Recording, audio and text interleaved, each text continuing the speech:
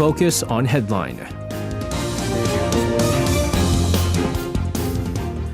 All right, let's take a look at what major issues are making the headlines today on Focus on Headline. For this, joining us in the studio, we have our usual Thursday reporters in Yoon Se-young and Lee Jae-myung. Guys, welcome back. Good evening. Guys, we're going to start things off on domestic politics here. Today, the South Korean prosecutors requested an arrest warrant for the main opposition Democratic Party chief Lee Jae-myung, this over allegations of corruption while he was in office as the Seongnam mayor, which is set to shake an already bitter partisan political divide. A lot of people are saying this is a political retaliation. Others are saying they're only, of course, prosecuting or trying to arrest him for all the wrongdoings that he's done. Rightful, I guess, arrest is what they're saying. Nevertheless, Chi-young, start us off. What is this all about? Sure. Now, the Seoul Central District Prosecutor's Office said on Thursday in a text message to reporters that they've requested the court for an arrest warrant for Lee Jae-myung. Now, it is extremely rare for prosecutors to request for an arrest warrant for the head of the largest opposition party. In fact, it's actually the first time ever in South Korean history. Now, prosecutors believe that Lee provided developers with municipal urban development projects and also some confidential information during his tenure as Seongnam mayor. Now, Lee has been charged with a breach of trust for allegedly causing about 490 billion won in damages by allowing a real estate developer to illegally profit from an urban development project. He also faces suspicions of leaking inside secrets of city government or this city's development corporation to the private partners via close aid so that the partners reaped a total of 788.6 billion won of profits from the project to build apartment complex in this district. Now, Lee has been questioned 3 times in the past month about the case and another alleged bribery scheme involving Seongnam FC, which is the football club of that's under the Seongnam city. Now, Lee and the Democratic Party have insisted on the former Seongnam mayor's innocence, denouncing the prosecution's action as outrageous, arguing that it is a politically motivated investigation by the presidential office. Now, even if the prosecution succeeds in obtaining the arrest warrant, the leader of the opposition party can't be detained since the prosecutors need the consent of the Parliament to arrest a lawmaker while it is in session. Now, this is highly unlikely to happen since the Democratic Party has the majority seats in the parliamentary. Right, exactly. And so this gets quite interesting here because now they're going to go, well, we have next year's general elections, right? And the ruling PPP is trying to obviously take over the National Assembly as well. On the flip side here, the Democratic Party trying to continue to gain the upper edge in the National Assembly. There's talks about whether or not having Lee Jae-myung as the DP chief, if that's going to ultimately negatively affect the Democratic Party and then end up losing out on the general election. So now the DP has to decide whether or not they're going to continue to, take on the side of Lee Jae-myung because there's been, again, a lot. The allegation has been going on for quite a bit. And what's also very surprising for all of us is that we thought that maybe the Yoon Suk-yeol campaign during the presidential campaign, they were just using this to, of course, win the presidential election. And once he wins the presidential election, that's done deal. And they weren't going to go into it ever. But I think the consensus right now is that there is Lee Jae-myung is probably going to try to run for the next presidential election. They might consider him as a big threat, and so they continue to push forward on this. But again, the Democratic Party harshly criticizing this arrest warrant request for party leader Lee Jae-myung, basically calling it unheard of violence to remove a political enemy of President Yoon Suk-yeol. Now, again, political retaliation was the terminology that was being used often here. Seong, let's get more on this. Right. The main opposition Democratic Party on Thursday strongly condemned the prosecution's decision, saying that this unheard of violence is to suppress the opposition party and eliminate a political enemy of the President Yoon Suk-yeol. As we all know, President Yoon Suk-yeol of the conservative Conservative People Power Party was elected Korea's new president last year in May, beating his liberal rival Lee Jae-myung by just 0.73 percentage points of the vote. And the results reflect how competitive the election was. And for that reason, then presidential candidate, now DP leader Lee Jae-myung, has been considered a powerful presidential candidate for next presidential election, which could be, like you said, a threat to the Conservative Party. And based on this background, the Democratic Party continued to argue that Thursday's decision was not an investigation to find the truth, but a crackdown aimed at removing an influential liberal political figure. And An Ho-young, a senior spokesman for the Democratic Party of Korea, in a briefing at the National Assembly today, expressed his outrage at the atrocity done by prosecution of President Yoon Suk-yeol that was not even seen, according to DP, during the military regime. And chief spokesman of DP also argued that the arrest warrant request do not meet a single requirement because there's no evidence proving the allegations are true. He also emphasized the fact that DP leader Lee Jae-myung is not only feared to flee or destroy evidence, and he also has been complied with some summons for questioning for 3 times. And some pundits also say a huge political figure like Lee Jae-myung, there is little chance that he's going to flee. And since Lee recently has underwent 3 rounds of questioning by prosecutors, which include 12 hours of questioning regarding to the bribery allegations, prosecution's Thursday decision is pretty surprising. And DP also expressed the party's determined will to begin a war with the Yoon Suk-yeol prosecution by uniting and fight with the people for truth and justice. Yeah, so I mean, right now, those that are kind of in support, if you've seen, like, for example, when Lee Jae-myung went out for a question, there was a press conference that took place, I believe it was like last week or something like that, and there was like 2 sides of supporters. There's the supporters of the Yoon administration who are basically, screaming out things like, send them to jail and things like that, send them to prison. And then you had the supporters of Lee Jae-myung who are going like, this is a sham.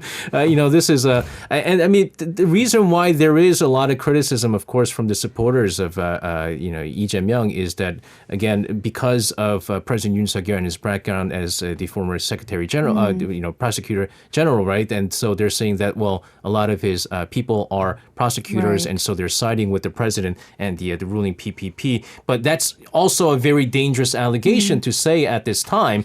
So basing on the facts, but the truth of the matter right now, it does seem like, Lee Jae-myung is definitely not a threat to flee. He has, like you said, saying that he has gone through a number of different rounds of questioning here. But Lee Jae-myung also himself expressing his stance for the prosecution that sought the arrest warrant for him. Seong, what do you say? In response, Lee, of course, heavily criticized the prosecution's decision, saying today is the day when prosecutor Yoon Suk-yeol's dictatorship declared privatization of prosecution rights and the rule of law collapsed due to the desire to remove political rival.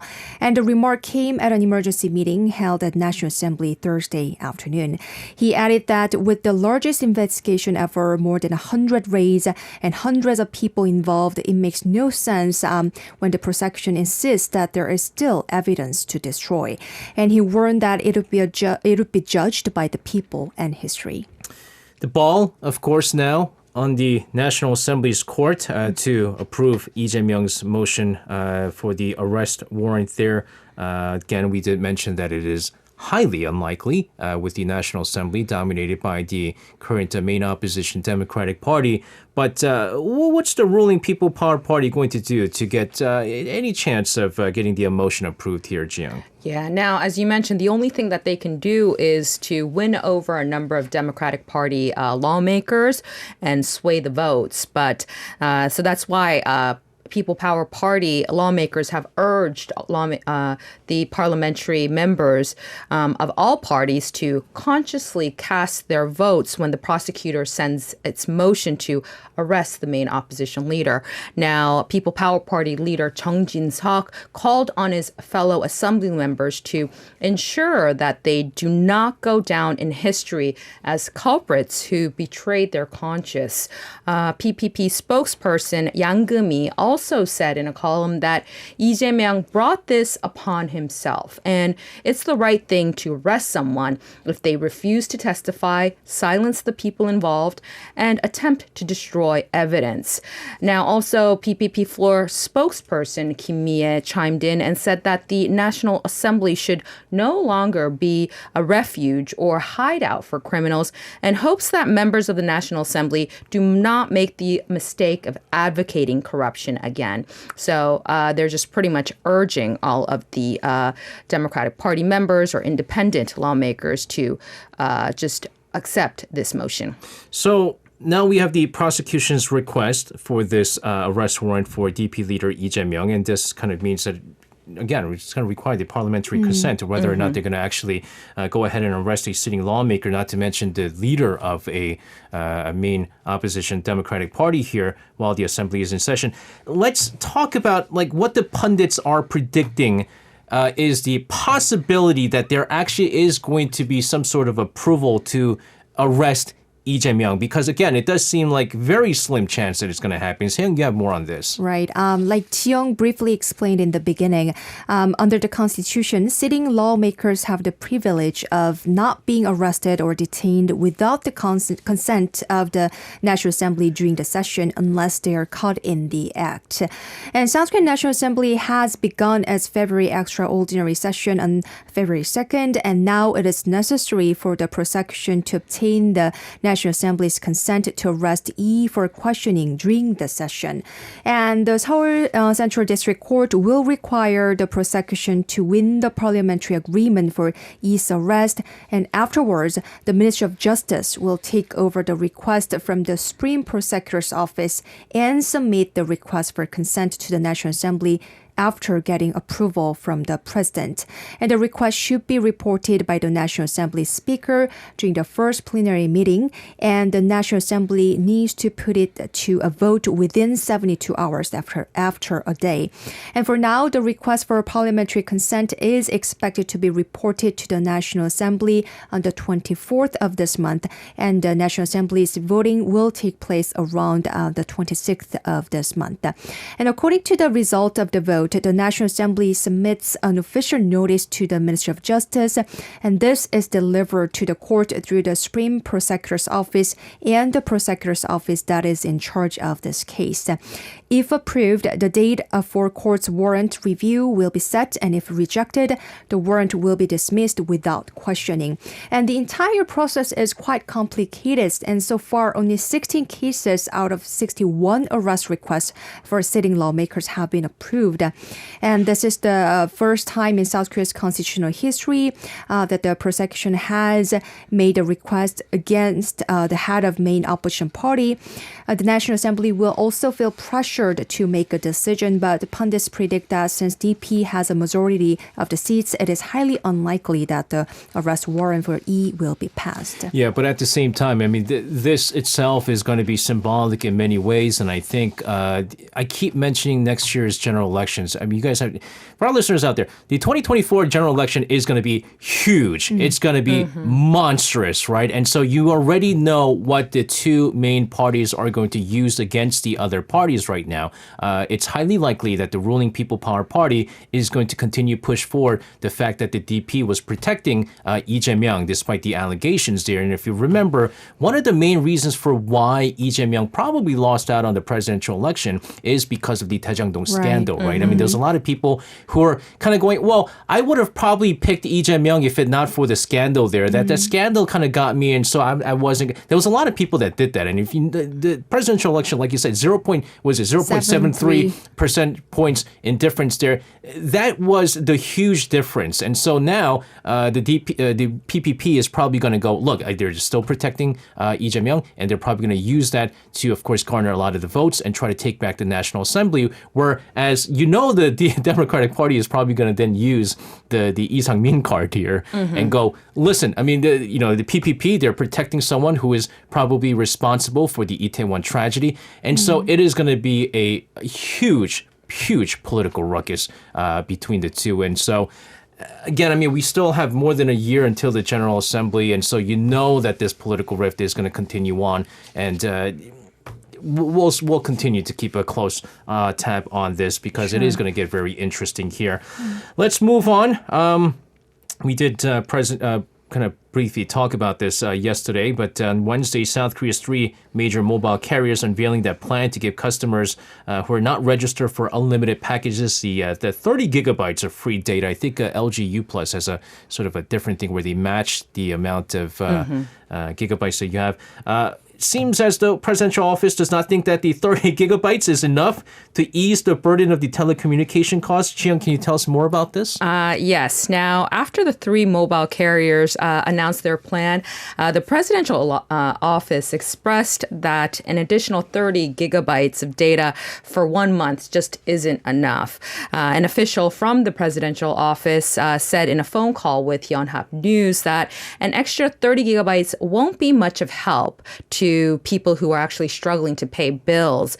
And also that people might also take this as an insult. The government official also said that people are actually being overcharged by telecommunication companies and that what they really need is actually a price cut instead of an extra 30 gigabytes.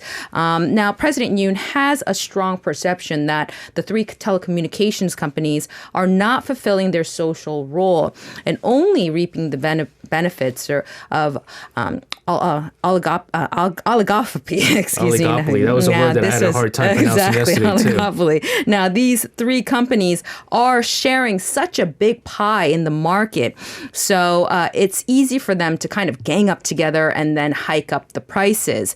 Now, another official from the presidential office said that instead of giving out an extra 30 gigabytes of free data, companies should offer cheaper plans with even more data that they already have. In other words, give people a discount instead of throwing them a bone to chew on. Now, meanwhile, the Ministry of Science and ICT said that they are considering ways to lower entry barriers for new operators to enter the market so that consumer can have more competitive options. Now, SJ, we talked about this yesterday briefly about how this 30 gigabytes may or may not help each other. And I kind of said that for me, who use unlimited plans, it really doesn't help my budget. No. And it really doesn't ease any of my financial burdens that I'm going through these days. So, yeah, I'm glad that the presidential office has mentioned this and expressed their dissatisfaction. Yeah, and I think the 30 gigabytes that they're giving out for free was for like 1 month, wasn't it? Wasn't just for like March? Mm-hmm. And so it's like for the month of March, exactly. Hey, enjoy maybe 10 more episodes of or 30 more episodes of, Nanan Solo or something like that on Netflix. I don't know. But again, yeah, I mean, that's a good point. And because a lot of us were going like, what are we going to do with the 30 gigabytes for 1 month? Well, I guess we'll watch more stuff for 1 month. But because, I mean, a lot of people will agree. I think the cell phone bills are getting just way too expensive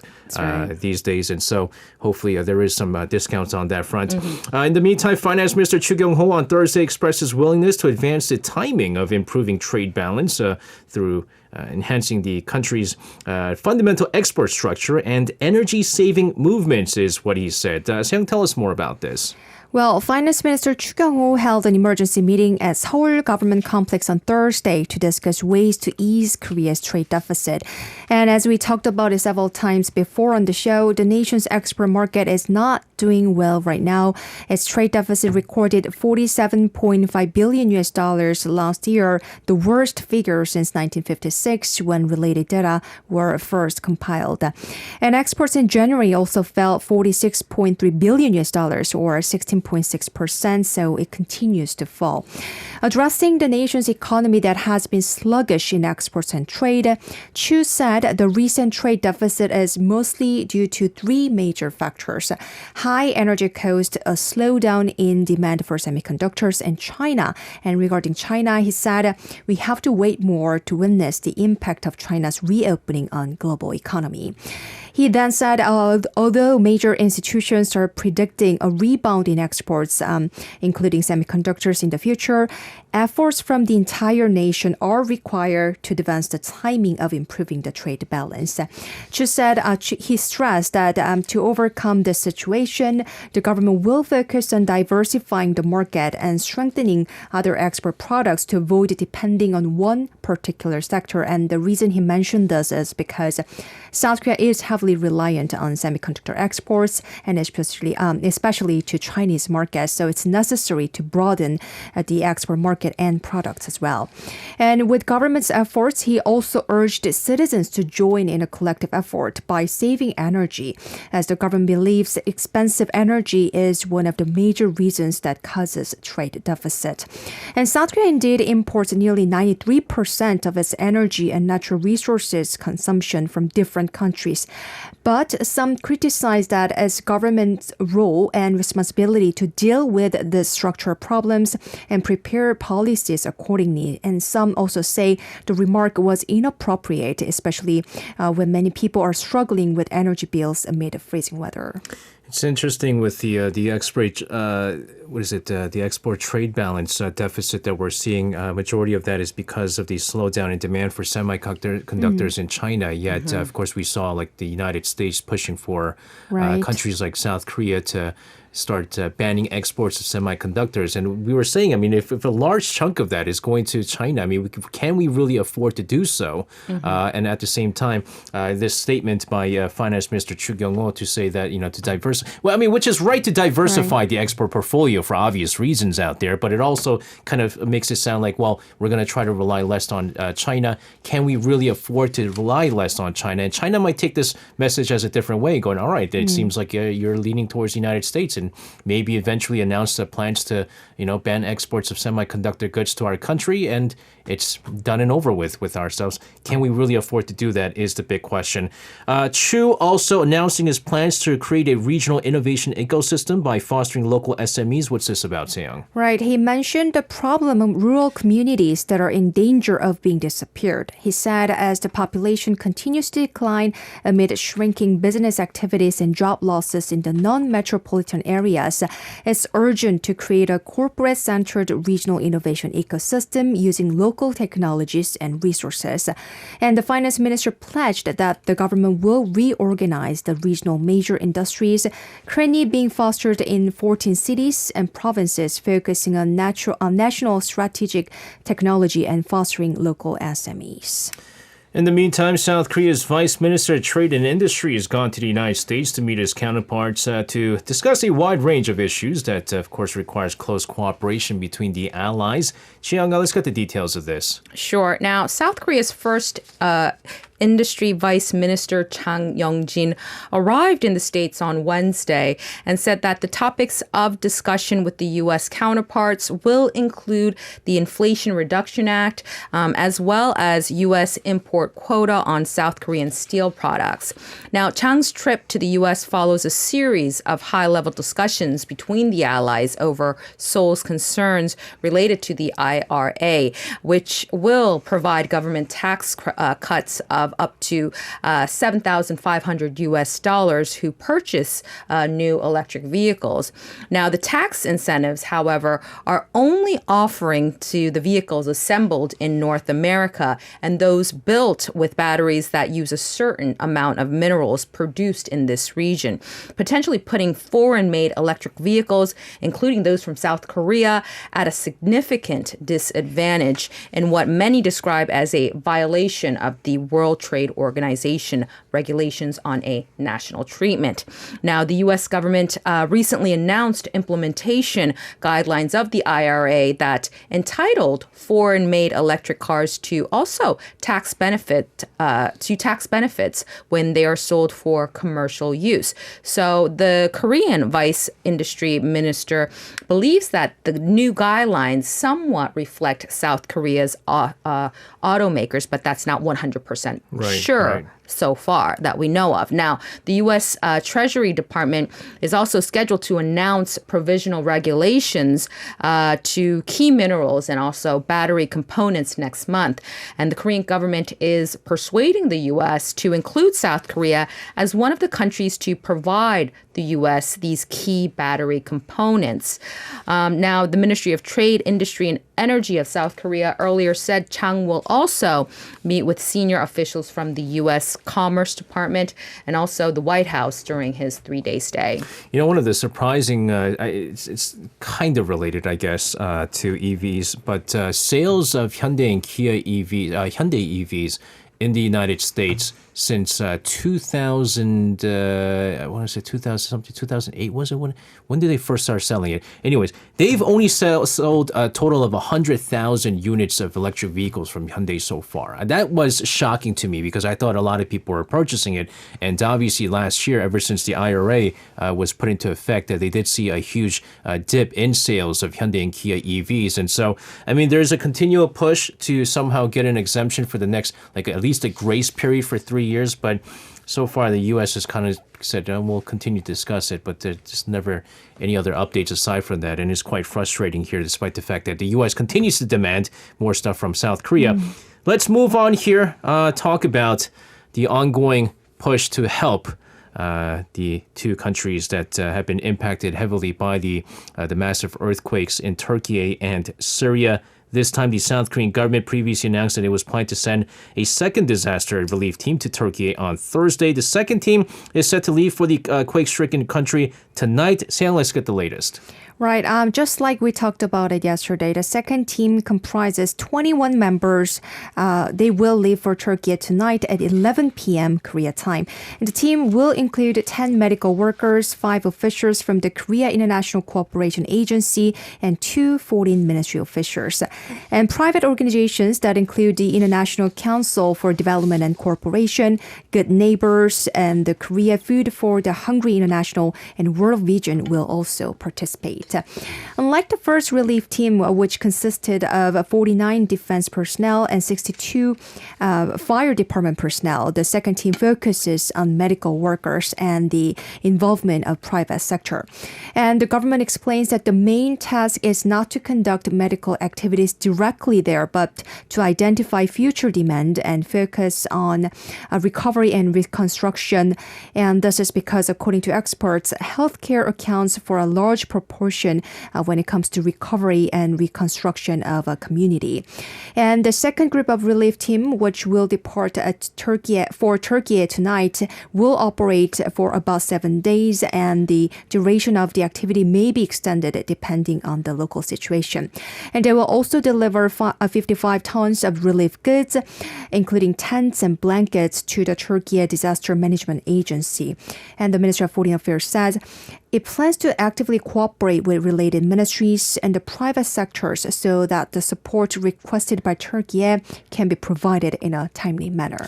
Yeah, right now, Ji-young is going to talk about this a little bit more, but it does seem like there is no surprise that tents and blankets are the ones that they're requesting most right now, because it seemed like a lot of them received it, but there's also a lot of people who actually hasn't even received the tents. Right. And so they're trying to make their own kind of makeshift, I guess, beds and, residence areas, houses of their own that they're trying to make here. And it's tough to see, to watch, to be honest with you, because it is very, very cold. The weather really hasn't been helping out, even the survivors there. But again, as the search and rescue team still uncovering survivors of a deadly earthquake last week, we have been seeing more miracles of people coming out from rubble, even after over 200 hours since the earthquake here. Ji-young, let's get the latest in Turkey and Syria. Sure. Now, the combined death toll in Turkey and Syria from last week's powerful earthquake has now risen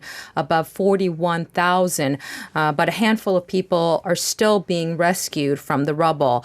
Now, millions of people who survived the earthquake actually need humanitarian aid, and authorities say that with many survivors left left homeless in near freezing winter temperatures.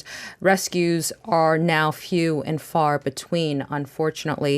Now, the Turkish government said it would demolish severely damaged buildings and begin the massive task of reconstruction.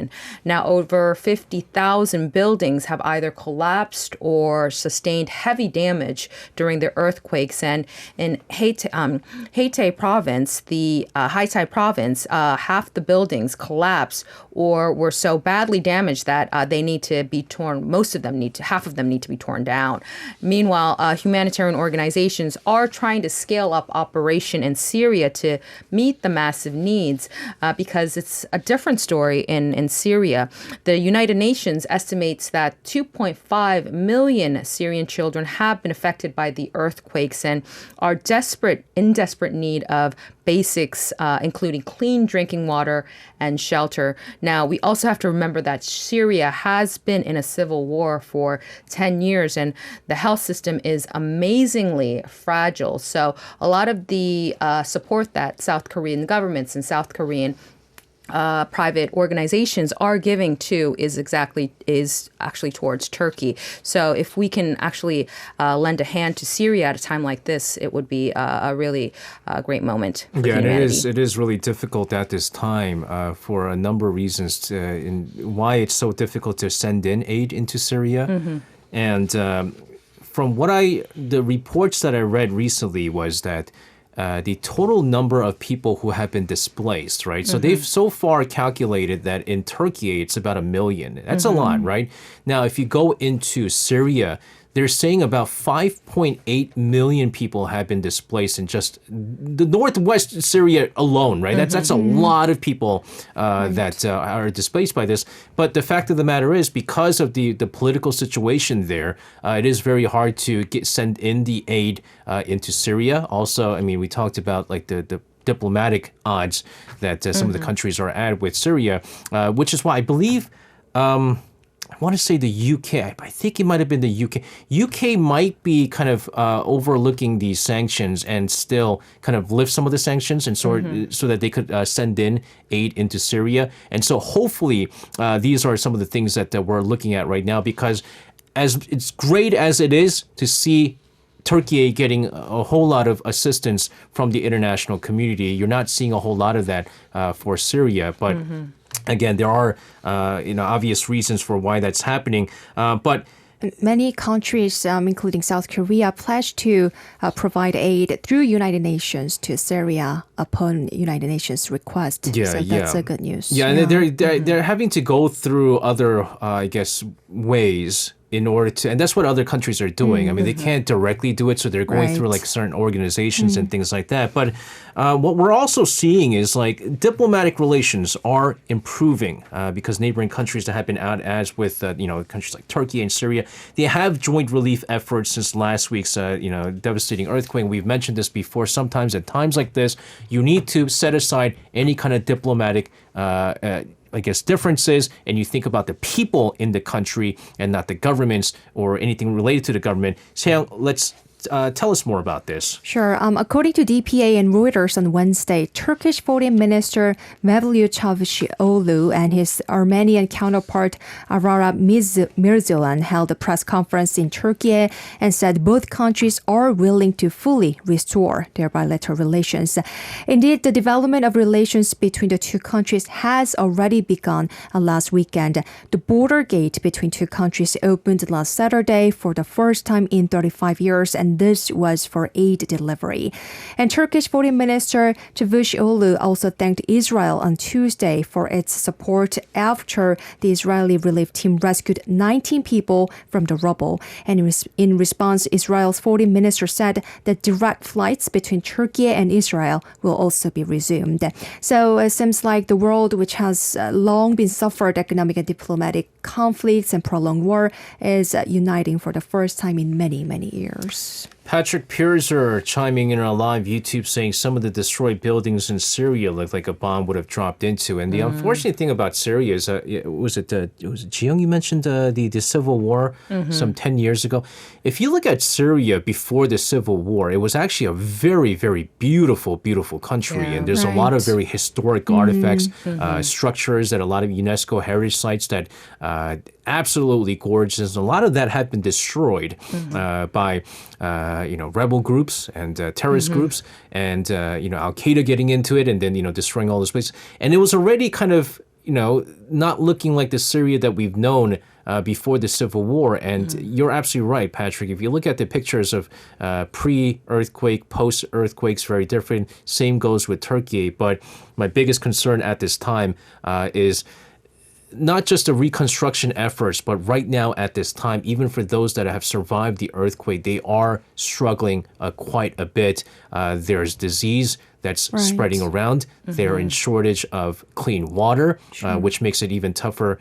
Makes it easier for these diseases to get around, especially when cholera outbreak apparently is rampant over in Syria. So we do encourage all of our listeners out there, find your roots to make different donations. A lot of these little listings do help out. And from what I understand, the big thing that they really need, again, tents and blankets is what they're requesting here. So find out what are some of the supplies that you can send in to help out in assisting Turkey and Syria at this time. Again, as mentioned, I think it's important that the international community really comes together in times like this. Right. Guys, as always, thank you very much for your reports today. Stay safe, and we'll see you guys again. Thank you. You can listen to Korea Now with me, SJ Lee, by downloading the Arirang radio application, or tune in online by visiting www.arirangradio.com. So make sure you tune in Mondays through Fridays, 6 p.m. to 8 p.m. Korea time.